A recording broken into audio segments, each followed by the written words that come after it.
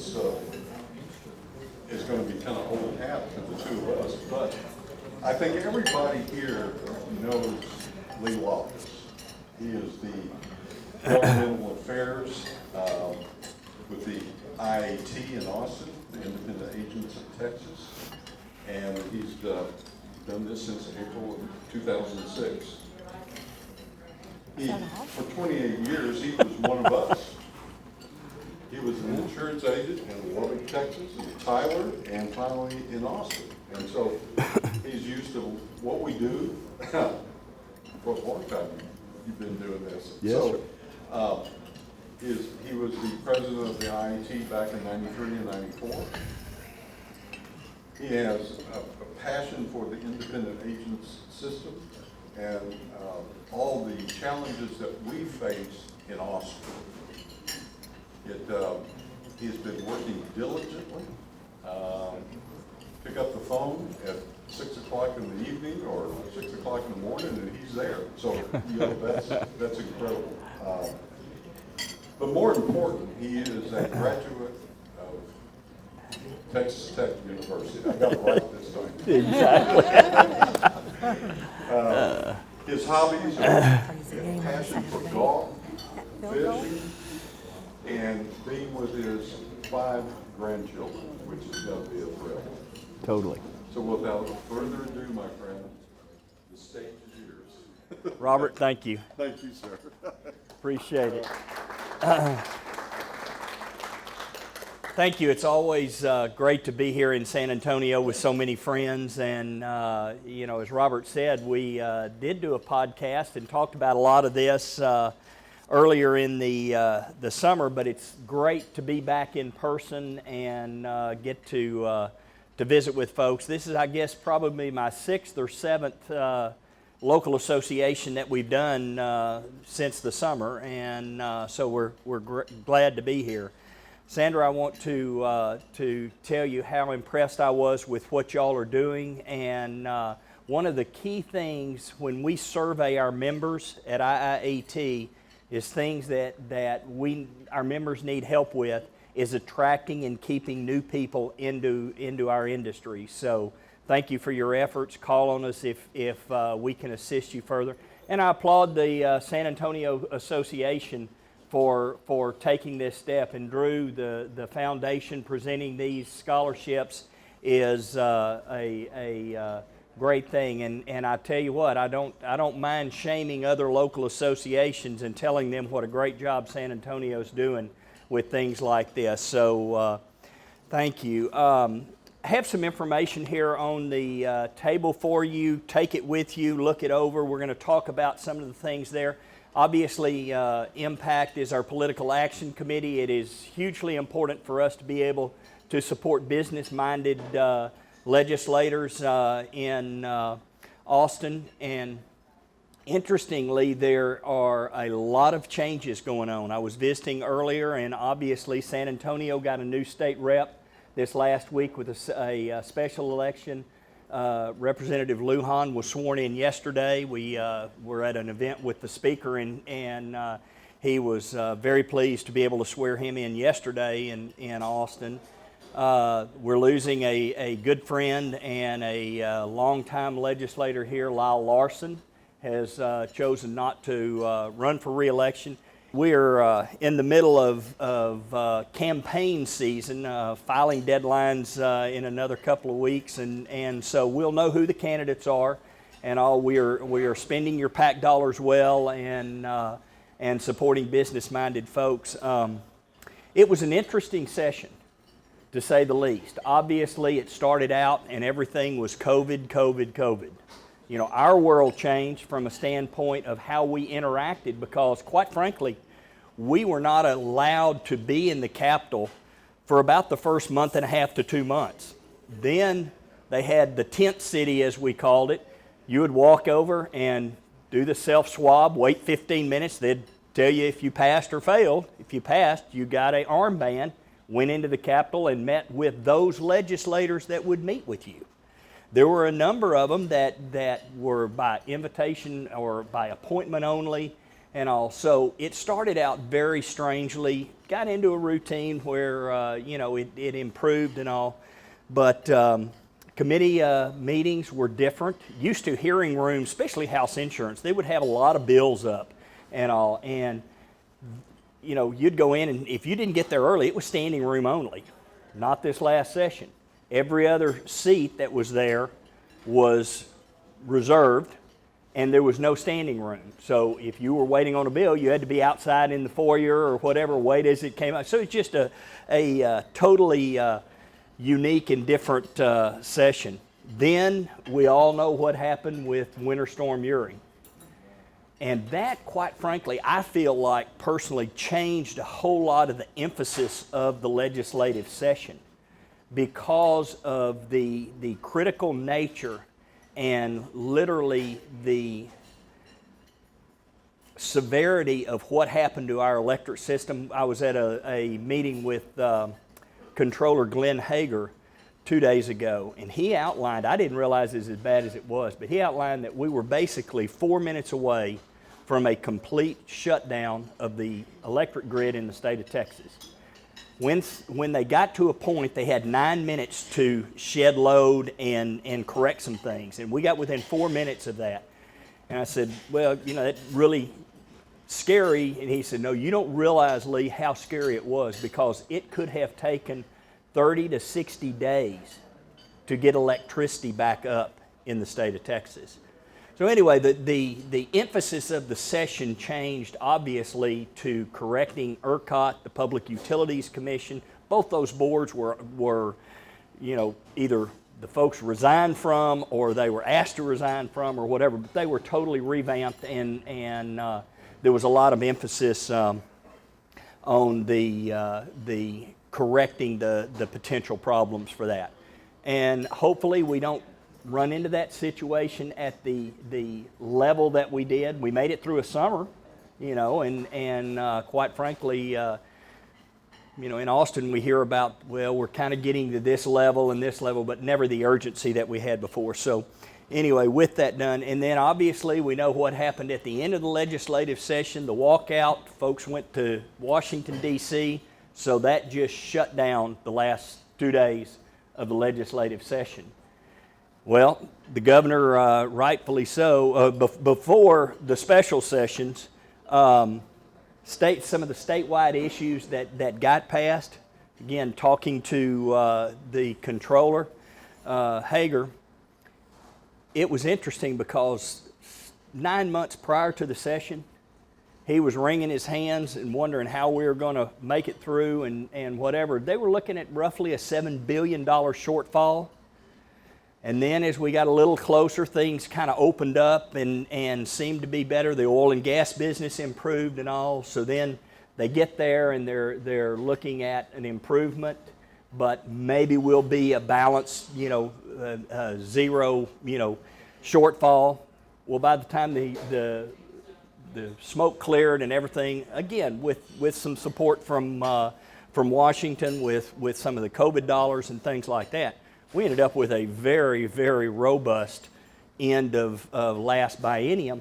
And y'all know what's happened since then. Our economy has boomed and continues to grow, the oil and gas business better. So he went from, and he admitted, he said, I was very pessimistic on the outcome of what the session was going to look like budget-wise, to all of a sudden I'm very optimistic about what the future is and how we're going to be. So they passed the budget and all, power grid stabilization, they passed a fetal heartbeat piece of legislation, constitutional carry. That was an interesting bill because wherever you are on that issue and all, we started getting a lot of calls worrying about the liability situation. Were we hearing anything from the industry or whatever about being concerned about folks that no longer had to be have any gun safety, or now people that maybe before didn't carry open carry or whatever? But the reality is we didn't hear much from the industry, haven't had a big problem with that. If y'all have run into anything, let us know. But again, that's one of those things that there was some question and concern about from an insurance standpoint, were we going to have a problem, and we didn't. So some of the key legislative issues that we worked on this last session, we worked very closely with Civil Justice League as well as Texans for Lawsuit Reform on tort reform issues. If any of y'all, and I know there are some folks here in San Antonio because I've talked with you and all that have commercial accounts that have trucking operations, and the inability to get the rates, inability to get the umbrella limits, unaffordability or whatever, it was all brought on by a number of cases that we call nuclear verdicts. 50 plus million. Y'all see the television. You can't turn the television on without seeing the deals, the $50 million verdicts or whatever and all. So we work very closely with the folks on coming up with some solution. Now, I'll be honest with you, it was lawyers talking to lawyers, and it gets real involved, real deep and all. But what came out of this is probably a wait and see determination as to whether or not it's going to help with the marketplace. And the reason I say that is because now that this legislation is passed, we're going to have cases that have to go through the court system to determine if what was done is going to benefit the level the playing field, not benefit the insurance companies, but level the playing field so that they will take some of these frivolous cases and go to court rather than worrying about getting beat. And basically, somebody explained it best to me. Said, Lee, what we've done is developed what's called a bifurcated trial. What was happening is before you'd have an accident and the trial lawyer would say, don't worry about what happened in the accident. Look at how egregious this trucking company's been. They've had this many accidents, they've hurt this many people, all this. Don't worry about the specifics of this case and all. Well, the bifurcated trial now says they have to determine the liability based on the facts of the incident before they can start talking about how bad that company is and all. So that's why I say it's a wait and see issue. From the defense attorney standpoint and all, this was something they felt very strongly about because they felt like we're losing before we even get into the courthouse, just because you can paint a very bad picture of any risk or whatever if they have anything that they can hang their hat on. So that's kind of where we are on that. Pandemic liability protection, which was Senate Bill 6. This was one that we felt very strongly about. Not that we were that worried about pandemic liability cases actually going to trial and being able to prove that, hey, I was at Fleming's and I got sick, so I must have caught it there, so I'm going to sue them. But just think about the cost to the liability system to defend those type of claims. So what Senate Bill 6 basically did is said, if a medical provider, medical supply provider, a manufacturer, you think about it, there's a lot of manufacturers, especially in the Austin area, that were distilleries, that they were making vodka one day and the next day they're making hand sanitizers and all. I'm pretty sure that their products liability folks, didn't underwrite that part of the risk and all. So things like that, the medical providers that all of a sudden they are making PPE and providing that and all. What if it doesn't really work? What if it, So again, our concern was purely and simply, let's provide some protection, limited protection for those that do the best they can. So essentially the legislation says, if you have followed guidelines, whether that's the CDC guidelines, whether that's the state guidelines that the governor was putting out, whether it is local, county, or whatever, if you can show that you followed guidelines to the best of your ability, then there is limited protection for you under that situation. So it was a huge win, and quite frankly, it was the right thing to do, and something that we felt very strongly about. There was an agent's licensing revisions that the Department of Insurance brought forward, and there's one piece of it that we were a little concerned with, but it hasn't panned out. But The reason that the department needed to make some corrections is that I wasn't even aware of this, but when the pandemic started, the governor gave authority to TDI to issue temporary licenses. TDI was still working, but the problem is you got to get fingerprinted. Those people weren't working. So there's people ready to go to work, needing to go to work or whatever, couldn't get that done. So they got the authority within the statute that they could issue a temporary license, but there was nothing within the statute that said that they could retract that. So they added that. Then there's also a provision that I wasn't aware of, a non-resident license. If Texas gives a non-resident license to somebody from Oklahoma, and Oklahoma revokes their home state license, we didn't have the authority to revoke their non-resident license. Now we do. So it's a cleanup bill and all. The one thing that affected agents is TDI came to us and said, what would y'all think about if we did away with the requirement that you notify TDI and the companies of all your staff and all, and your licensed people? And we said, well, that sounds great. You know, it's kind of one of those deals that doesn't come about that often anyway, but the sub-agent classification was now replaced by a direct appointment. And we went, wait a minute, y'all didn't say anything about replacing it with something like that. It hasn't been a problem. If any of y'all run into a problem where companies are asking your agents to fill out information to get direct license, let us know, because the way that they are to do that, and the way they do it in 47 other states where that is the case, is they go to the National Insurance Producer Registry, NIPR, or to Zircon, where your CE is handled. They can get all the information they need from there. We've had one company that sent out something, and we immediately got with TDI. They got with that company, revoked it, so hadn't been a big problem. But that was probably the biggest thing that, from a agent standpoint, we were a little bit concerned about. Commercial modernization, commercial lines modernization bill, Senate Bill 1367. Very beneficial, and the industry brought this to the legislature, and we supported it. There are 17 lines of business now. Cyber liability, you mentioned that. Fidelity, crime, kidnapping, ransom, these kind of somewhat ancillary, are they admitted market, are they surplus lines market type policy? Companies were having to submit those to their forms and their rates to the Department of Insurance, and it could take up a year to get those reviewed and go through the process.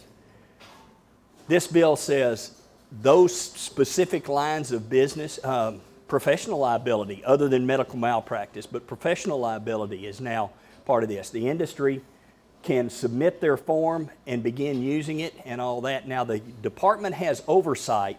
If they get complaints about forms being inadequate or inappropriate or whatever, they can come in and require the company to withdraw it. But again, it is a quick way for companies to get new products to the marketplace, which helps us help our customers and all. So really a good tool. TWIA, the Windstorm Association, I know there's folks here that write a lot of business for folks that have places down on the coast. About the only two things that came out of this session on TWIA has to do with rate increases. And basically, it takes now a 2/3 vote rather than a simple majority to increase rates on coastal properties that are in TWIA. And they cannot take a vote if there is a vacancy on the board at that time. So minor changes from a functional standpoint, but huge changes. We'll have to see what happens, when we have that next big storm. That's the problem, is they're funded right now, but in my estimation, we're probably one major storm away from having a crisis that'll probably bring us back into special session if we were to have one. But that's what TWIA is now. So as far as the special sessions, obviously the voter integrity bill got passed after the second, in the second special session. Bail reform, border security funding, I believe it was $180 billion that went down to the border, or $180 million down to the border security funding. Retired teachers getting a 13th paycheck. That was something that they felt strongly about and all. Then the third special session, redistricting. It was something that, quite frankly, I was with the association the last time 10 years ago when we went through redistricting, and I felt like it was much more contentious 10 years ago than it was this time, maybe because of the makeup of the House and the Senate was more Republican this time than it was previously. But anyway, very few major changes. I think there are 2 seats where they had to pair House member against House member, and so I think that was East Texas had one, and maybe up in the Dallas area had another. But that very strange. There's a new district down in South Texas in Harlingen that doesn't have an incumbent. But again, we mentioned earlier, we're looking at 40 plus new seats in the House, probably 5 to 6 in the Senate that'll be contested. The main thing out of redistricting, 2 new congressional seats for Washington. The population growth that we have seen has been very interesting, and it came out in the redistricting hearings and all on the map. If you looked at the map of the state of Texas and drew a line probably 100 miles either side of I-35, that's the growth corridor in the state of Texas. Has been, still is, continues to be. East Texas, fortunately, they had a couple of legislators that are not coming back, so they were able to garner population from those districts and basically cannibalize a couple of those. And out in West Texas, same thing. They were having to expand the geographic size because they didn't have enough population to go in there. That's a real quick overview of kind of what we worked on and a lot of the things that went on this last session. And we're already, like I say, we're actively working on the candidates that are announcing and all. What we'll do is we'll put out kind of a slate, if you will, for y'all's area for you. Once everybody has announced and all, then we'll know, okay, there's X number of folks on the Republican, running for this seat as a Republican and as a Democrat. So we can provide that information to you and all. But I appreciate the opportunity to be here with y'all, and I'll hang around if anybody wants to ask questions. All I got to do is go back to Austin and go back to work, so I'd rather stay here with y'all. So anyway, thank you again, and thank you for all you do.